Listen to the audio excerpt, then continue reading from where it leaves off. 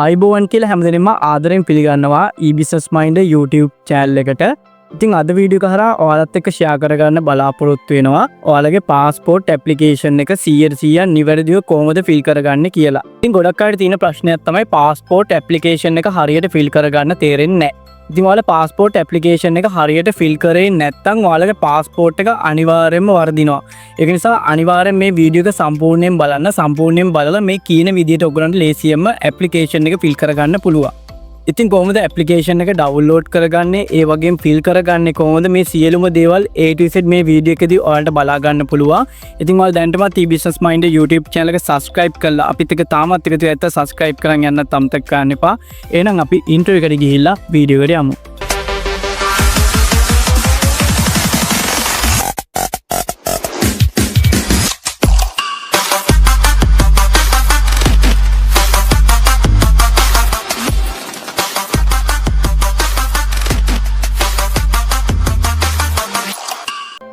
ඉතින් අපි මුලින් බලමු application form එක download කරගන්නේ කොහොමද කියලා. ආගමන විගමන දෙපාර්තමේන්තුවේ official website එකට එන්න ඕනේ. මම මේකේ link එක description එකේ දාලා තිනවා. ඒ හරහා ඔයාලා ලේසියෙන්ම මෙන්න මෙතනට එන්න පුළුවන්. ඉතින් මේ විදිහට official website එකට ආවට පස්සේ download කියලා තියෙනවා. ඊට එහා පැත්තෙන් down arrow එකක් තියෙනවා. අන්නේ down arrow එක select කරන්න. select කරාට පස්සේ උඩින් එනවා application කියලා. අන්න එක select කරන්න ඕනේ. ඉතින් මෙතනදී විශේෂ දෙයක් කියන්න ඕනේ. mobile phone එක use කරලා මේ application form එක download කරගන්න විදියක් නැහැ. desktop එකක් හරි laptop එකක් භාවිතා කරලා විතරයි application form එක download කරගන්න පුළුවන්. ඉතින් කාට හරි mobile phone එකක් විතරක් තියෙනවා නම් මේ application form එක download කරගන්න විදියක් නැත්නම් මගේ WhatsApp number එක description එකේ තියෙනවා. ඒ description එකේ තියෙන WhatsApp number එකට message එකක් දාන්න. ඉතින් ඒ වගේ අවස්ථාවක ඔයාලට application form එක ලබා දෙන්න පුළුවන්. ඉතින් මෙතනට ආවට පස්සේ application form එක download කරගන්න පුළුවන් විදි දෙකක් තියෙනවා. online fill and printable. ඒ කියන්නේ ඔයාලට application form එක online fill කරලා ඒක download කරගෙන communication එකට ගිහිල්ලා print out එකක් ගන්න පුළුවන්. ඕක තමයි පළවෙනි විදිය. දෙවෙනි විදිය ඔයාලට application form එක download කරගෙන ඒකේ print out එකක් අරගෙන තමන්ගේ අත් අකුරින්ම fill කරගන්න පුළුවන්. ඉතින් මම දෙවෙනි method එක තමයි recommend කරන්නේ. ඔයගලන්ගේ අත් අකුරින්ම fill කරන්න පුළුවන් නම් ගොඩක්ම හොඳයි. ඉතින් මෙතනින් ඔයාලට දෙවෙනියට බලා ගන්න පුළුවන් download travel document and application කියලා තියෙනවා. අන්න ඒක ඉස්සරහින්ම download button එක තියෙනවා. ඒක click කරන්න. ඒක click කරාට පස්සේ මේ විදිහට කොළ දෙකක් open වෙනවා. මේ කොළ දෙකේම print out එකක් ඔයාලා ගන්න ඕනේ. මෙන්න මෙතනින් ගිහිල්ලා ඔයාලට ලේසියෙන්ම download කරගන්න පුළුවන්. ඉතින් මේක download කරගෙන communication එකට ගිහිල්ලා print out එකක් ගන්න පුළුවන්. එක කොළයට දෙපැත්තට ගන්නත් පුළුවන්. එහෙම නැත්නම් තනි කොළයට ගන්නත් පුළුවන්. කැමති විදිහකට ඔයගලන්ට print out එකක් ගන්න පුළුවන්. ඒත් එක්කම මේ application එක කොහොමද 100% නිවැරදිව fill කරන්නේ කියලා භාෂා තුනෙම මෙන්න මෙතන instruction පැහැදිලි කරලා තියෙනවා. සිංහල, තමිල්, ඉංග්‍රීසි කියන භාෂා තුනෙම තියෙනවා. ඉතින් ඒක නිසා අනිවාර්යෙන් මේ instruction ටිකත් ඔයගලන් කියවන්න. හරි, දැන් පැහැදිලි කරන්න කොහොමද මේ application form එක 100% fill කරන්නේ කියලා. ඉතින් ඔයාලා අනිවාර්යෙන් මේ වීඩියෝ එක මුලින්ම සම්පූර්ණයෙන් බලලා ඉන්න. මේ කියන instruction ටික සහ කියන දේවල් follow කරලා හරියටම application form එක fill කරගන්න ඕනේ. ඒකට හේතුව තමයි ඔයගලන් application form එක 100% නිවැරදිව fill කරේ නැත්නම් ඔයාලගේ passport එක වරදින්න පුළුවන්. ඒ වගේ අවස්ථාවක ඔයගලන් පිටරටකට apply කරනකොට අනිවාර්යෙන්ම ප්‍රශ්නයක් වෙන්න පුළුවන්. ඒක නිසා අනිවාර්යෙන්ම application form එක 100% නිවැරදිව fill කරන්න ඕනේ. ඉතින් මේ application form එක fill කරන්න කලින් අනිවාර්යයෙන්ම මෙන්න මේ instruction ටික follow කරන්න ඕනේ. එක කොටුවකට එක අකුරක් ලියන්න. වචන අතර gap එකක් තියෙනවා නම් කොටුවක space එකක් තියන්න පුළුවන්. ඒ වගේම email එක හැර අනිකුත් සියලුම දේවල් ඉංග්‍රීසි capital අකුරු භාවිතා කරලා fill කරන්න ඕනේ. ඒ වගේම නිල් පෑනක් හරි කළු පෑනක් හරි use කරලා ඔයාලට application form එක fill කරන්න පුළුවන්. හරි, අපි දැන් බලමු මේ application form එක කොහොමද fill කරන්න කියලා. ඉතින් මුලින්ම තියෙනවා type of service යටතේ normalද එහෙම නැත්නම් one day ද කියලා අහලා තිනවා. ඔයගලන්ට කතරයක් දාලා ඔයාලා apply කරන service එක select කරගන්න පුළුවන්. normal කියලා කියන්නේ සාමාන්‍ය විදිහට අපිට apply කරන්න පුළුවන් passport එක. one day කියලා කියන්නේ දවසින් passport එක ලබා ගන්න පුළුවන්. ඉතින් normal apply කරනවා නම් රුපියල් 10000ක මුදලක් යනවා. one day apply කරනවා නම් රුපියල් 20000ක මුදලක් යනවා. ඉතින් මම මෙතනදී recommend කරන්නේ one day apply කරලා ඉක්මනින්ම passport එක ලබා ගන්න. normal apply කරන්න යන්න එපා.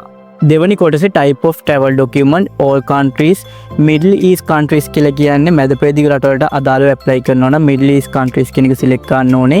Emergency certificate කියලා කියන්නේ ඉන්දියාව සහ නේපාලය සඳහා apply කරනවා නම් identity certificate කියලා කියන්නේ යම් කිසි නිශ්චිත රටකට apply කරනවා නම් identity certificate කියන එකේ apply කරන්න ඕනේ. ඉතින් අපි සාමාන්‍යයෙන් apply කරන්නේ all countries කියන එක. ඒක නිසා මම all countries කියන එක මෙතන select කරගන්නවා. ඊට පස්සේ තුන්වෙනි සහ හතරවෙනි කොටස අදාළ වෙන්නේ කලින් පාස්පෝර්ට් එකක් තිබුණ කෙනෙක්ට. අලුතෙන් පාස්පෝර්ට් එක හදන කෙනෙක්ට මේ කොටස් දෙක අදාළ වෙන්නේ නැහැ. ඒක නිසා එයාලා මේක ෆිල් කරන්න ඕනේ නැහැ. කලින් පාස්පෝර්ට් එකක් තිබ්බා නම් තුන්වෙනි කොටසේ යටතේ පාස්පෝර්ට් නම්බර් එක ටයිප් කරන්න ඕනේ.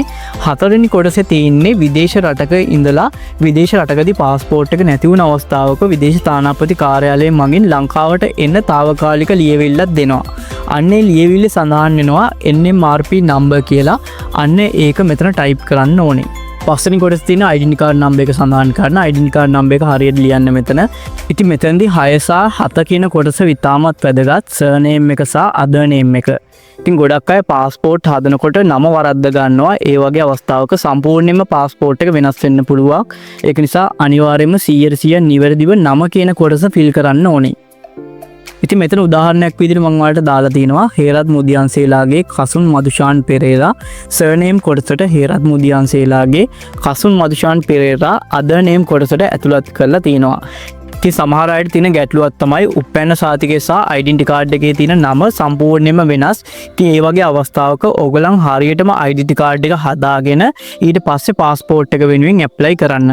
එහෙම නැත්නම් උපැන්න සාතිකයේ සහ නමේ සුළු වෙනසක් තියෙනවා නම් ඒ කියන්නේ අකුරක දෙකක වෙනසක් තියෙනවා නම් ඔයාලා identity card එකේ තියෙන විදියට මෙන්න මේ passport එක හදන application එකේ නම සඳහන් කරන්න. අටවෙනි කොටසේ permanent address එක සහ district එක සඳහන් කරන්න ඕනේ. ඉතින් මෙතන ගොඩක් අය අහලා තිනවා මොන address එක සඳහන් කරන්න ඕනි කියලා. ඉතින් one day apply කරන කෙනෙක්ට දැන් ඉන්න address එක සඳහන් කරා කියලා ප්‍රශ්නයක් වෙන්නේ නැහැ. identity card එකේ තියෙන address එක සඳහන් කරා කියලා ප්‍රශ්නයක් වෙන්නේ නැහැ. ඒකට හේතුව තමයි ඔයාලගේ passport එකේ address එක සඳහන් වෙන්නේ නැහැ. one day apply කරන කෙනෙක් එක දවසින්ම passport එක ගන්න නිසා එයා මොන address එක දැම්මත් ප්‍රශ්නයක් නැහැ. නමුත් normal apply කරන කෙනෙක් අනිවාර්යයෙන්ම දැන් ඉන්න address එක සඳහන් කරන්න ඕනේ. ඒකට හේතුව තමයි ඔයාලගේ passport එක post office එකේ එන නිසා ඔයාලා දැන් ඉන්න address එක තමයි සඳහන් කරන්න ඕනේ. ඉතින් one day apply කරන කෙනෙක්ට ඕනම address එකක් දැම්මට ප්‍රශ්නයක් වෙන්නේ නැහැ. normal apply කරන කෙනෙක් දැන් ඉන්න resident address එක අනිවාර්යයෙන්ම සඳහන් කරන්න. ඊට පස්සේ district එක මෙතන සඳහන් කරන්න ඕනේ. date of birth අනිවාර්යයෙන්ම ඔයාලගේ birthday එක හරියටම add කරන්න ඕනේ. මුලින්ම දවස ඊට පස්සේ මාසෙ ඊට පස්සේ අවුරුද්ද විදියට බර්ත්ඩේ එක හරියටම සඳහන් කරන්න. ඊට පස්සේ ඔයාලගේ බර්ත් සර්ටිෆිකේට් එක ගත්තට පස්සේ බර්ත් සර්ටිෆිකේට් එකේ මේ විදියට නම්බර් එකක් බලා ගන්න පුළුවන්. අංක 4ක නම්බර් එකක් තියෙන්න පුළුවන්. එහෙම නැත්නම් අංක 3ක නම්බර් එකක් තියෙන්න පුළුවන්. අංක 3ක් තියෙනවා නම් ඉස්සරහට බිංදුව සඳහන් කරලා නම්බර් එක මෙතන ටයිප් කරන්න ඕනේ. ඊට පස්සේ දිස්ත්‍රික් එක සඳහන් කරන්න ඕනේ. 11 කොටසේ place of birth ඔයා උපන් ස්ථානය මෙතන කළුබෝවිල නම් කළුබෝවිල කොළඹ නම් කොළඹ මේ විදිහට උපන් ස්ථානය සඳහන් කරන්න ඕනේ. 12 වෙනි කොටසේ male නම් male female නම් female කියන එක select කරන්න ඕනේ. ඊට පස්සේ 13 වෙනි කොටසේ profession occupation job එක ඇතුළත් කරන්න පුළුවන්.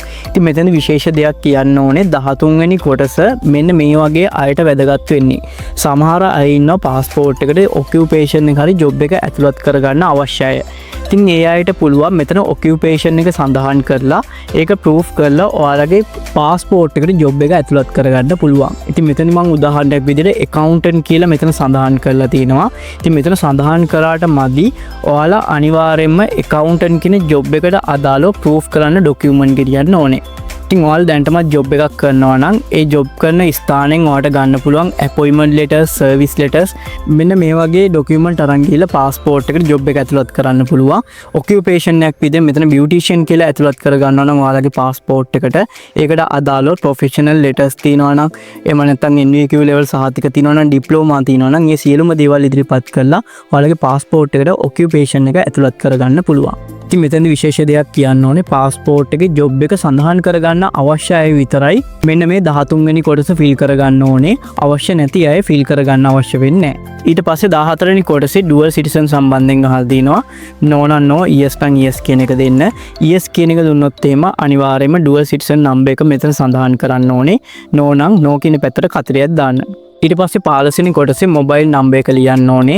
16 වෙනි කොටසේ ඊමේල් එක ලියන්න ඕනේ. ඉතින් අනිවාර්යයෙන්ම ඊමේල් එකක් නැත්නම් ඊමේල් account එකක් හදලා හරි මෙතන ඊමේල් එක සඳහන් කරන්න.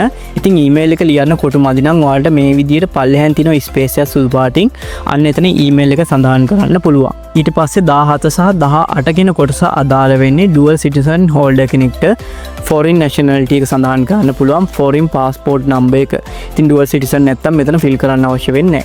ඒ වගේම 19 වෙනි කොටස අදාළ වෙන්නේ අවුරුදු 16ට වඩා අඩු කුඩා ළමයින්ට પાස්පෝර්ට් එකක් ගන්නවා නම් පියා බාරකරුගේ ඩෙන්ටි කාඩ් නම්බර් එක එහෙම නැත්නම් પાස්පෝර්ට් නම්බර් එක මෙතන සඳහන් කරන්න පුළුවන්.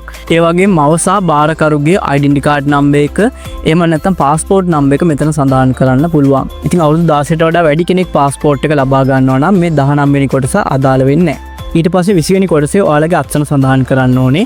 මේ කොටු මැද්දෙන් හරියටම අත්සන දෙපාරක් සයින් කරන්න ඕනේ. ඒ වගේම අවසාන වශයෙන් දිනය සහ ආයුධකරුගේ අත්සන සඳහන් කරන්න තියෙනවා. ඉතින් ඔන්න ඔය විදිහට 100% නිවැරදිව ඔයාලගේ ඇප්ලිකේෂන් ෆෝම් එක ෆිල් කරන්න පුළුවන්.